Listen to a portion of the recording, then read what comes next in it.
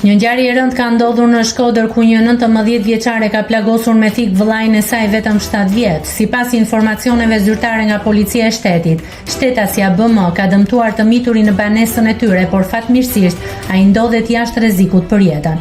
Pas ngjarjes, 19 vjeçari është dërguar në spitalin psikiatrik të Shkodrës për të marrë trajtimin e nevojshëm, pasi vuan nga problemet të shëndetit mendor. Ndërkohë autoritetet kanë nisur procedim penal ndaj saj për plagosje të rënë me dashje dhe mbajtje të armëve të ftohta pa leje. Hetimet vijojnë për të zbardhur rrethanat e plota të kësaj ngjarje tronditëse. Nëse klikoni mbi butonin subscribe, do t'ju shfaqen të gjitha publikimet tona. Ju ftoj t'i bëni subscribe kanalit, të pëlqeni videot dhe të lini komentin tuaj.